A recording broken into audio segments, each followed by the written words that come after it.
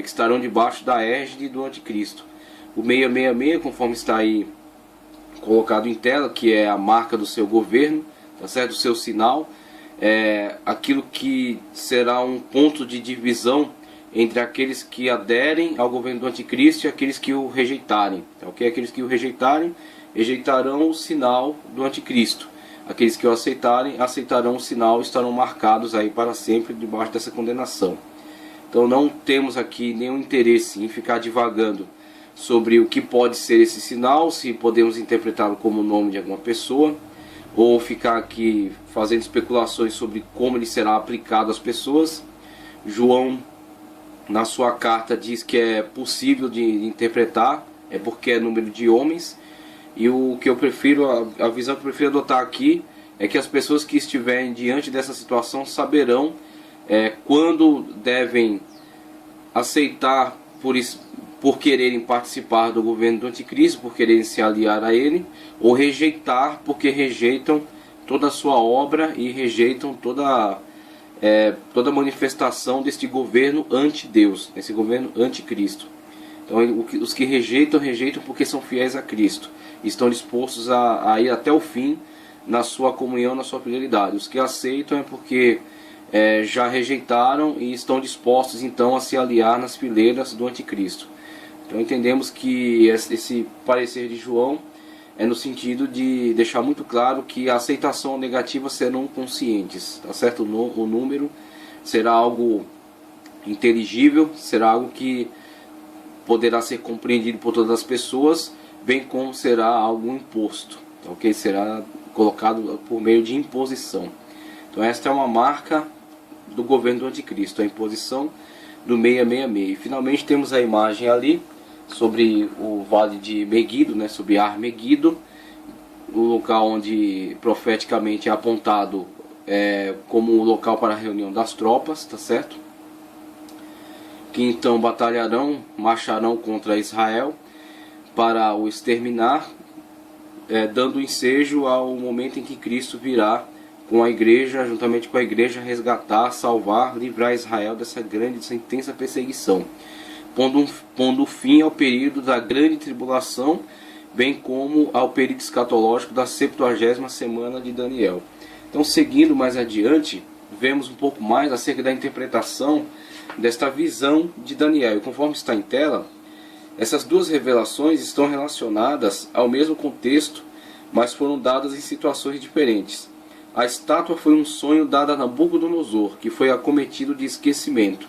Por isso Deus deu a Daniel primeiro a revelação do sonho e depois a sua interpretação. E veja que todo o contexto que envolve esta manifestação, ela está muito relacionada ao fato de de Deus mostrar o seu poder dentre aquela comunidade multicultural, tá certo? Multireligiosa, e aquela comunidade pagã de assolapadora maioria pagã. Deus mostrar o seu poderio através do seu servo. Então Daniel era o representante de Deus naquele lugar, e Deus usou o seu servo para glorificar o seu nome.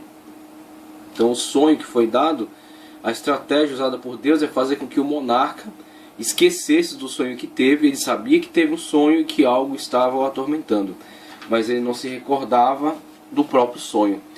Então, quando o monarca impõe aos seus magos que lhe digam o sonho que teve, isso saiu completamente da possibilidade humana. Então não houve, como os próprios magos disseram, não houve rei que tal coisa pedisse aos seus magos, aos seus astrólogos. Então tirou completamente do campo de possibilidade deles, da ciência que eles desenvolveram.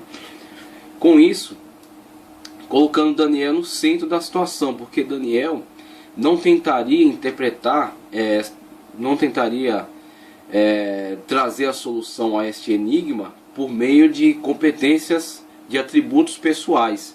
Daniel confiava no seu Deus. Daniel sabia que ele era servo de Jeová, servo do seu Deus, e que estava ali para glorificar o seu nome. Então foi exatamente essa postura que proporcionou que Daniel se humilhasse perante Deus e rogasse pela sua intervenção, pelo milagre. O milagre da revelação daquele sonho que o rei havia tido e que estava quase a causar, e pelo seu esquecimento, né, estava quase a causar a morte, né, a trágica morte de todos aqueles funcionários. Quando assim o faz, Deus traz a revelação ao seu servo, e isso traz sobre Daniel um grande diferencial em relação a todos os demais. Então Daniel foi aquele que teve acesso a um conhecimento que nenhum outro mago, nenhum outro astrólogo, caldeu, macumbeiro, feiticeiro, ocultista, espírita, nenhum outro teve acesso àquilo que se passou dentro da mente humana, tá certo? Um sonho que o rei teve, algo que se passou dentro da sua mente e que é vedado às demais pessoas, mas foi entregue a Daniel. Então Daniel, Deus revela a ele qual o sonho que o rei teve, Daniel revela o sonho ao rei, o rei confere que de fato era aquilo que correspondia àquela expectativa que estava dentro dele. E quando Daniel apresenta ao rei este sonho e lhe dá a interpretação, nos fornecido também a perspectiva acerca do futuro, a perspectiva. Então vemos aí a cabeça de ouro representando Babilônia, como já falamos, as características, né, o leão que futuramente será o leão alado, conforme a visão dos animais. Aqui estão representados os dois. Primeiramente, na visão da estátua, a cabeça de ouro, está sendo representando Babilônia. Veja que a cabeça é o comando de toda a situação. E Babilônia não de uma forma por acaso, né? Não por acaso, Babilônia é apresentada como a cabeça pensante de toda essa estrutura.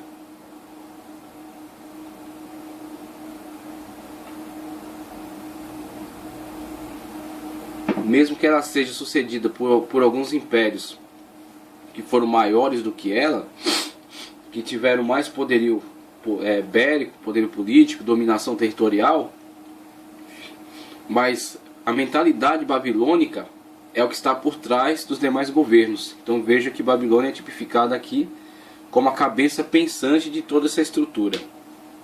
Tá ok? Aí vemos na continuidade aí a Média e a Pérsia, tá certo? A Média e a Pérsia, com os braços e peito de prata. A Grécia, tá certo? A Grécia, como o ventre de bronze, tá certo? O Império Macedônico de Alexandre. Depois as pernas de ferro e pés de ferro e barro. Aí temos as pernas de ferro, Roma, e depois os pés de ferro e barro, a Roma ressurreta. Porque grande parte estrutural das nações atuais tem heranças de Roma dentro delas. Então, principalmente na questão da legislação, tá certo? A legislação romana é uma herança cultural do Ocidente. Então isso foi transmitido para as nações que se formaram a partir dos reinos bárbaros. Quando Roma caiu, em decorrência do ataque frequente destes, a Igreja Católica ficou como uma instituição mantenedora das tradições antigas da cultura romana. Por isso até que adota o nome de Igreja Católica Apostólica Romana, tá certo? E por meio dessa importante instituição, a cultura romana, bem como a sua legislação, os seus autores clássicos, são transmitidos aos novos reinos que se estabelecerão e fundarão os atuais países da Europa, tá certo? Os germanos, os gauleses, né? Os visigodos, ostrogodos, os alamos, os hunos, diversas nações bárbaras da antiguidade que povoaram este continente e que ao longo da história foram constituindo-se em reinos, nações, e são os atuais países, e tem na sua cultura parte dessa herança cultural romana. Então vemos a primeira estrutura, as pernas de ferro, mas na última as pernas de ferro e barro. Há algo de ferro lá, mas também há algo frágil, né? Algo frágil, algo que não possibilita uma unificação plena, completa, porque é barro. Então o barro não tem liga com o ferro. Então esse pés de ferro e barro, ao mesmo tempo que ele tem algo forte, ele tem algo que é fragmentário, que pode ser facilmente quebrado. Então vemos aí os atuais países, as suas divisões, as tentativas de unificação, os insucessos, né, algum sucesso, mas não duradouro, e a flutuação dessa estrutura no governo do anticristo, quando então ele assumirá as características de todas cada característica dessa individual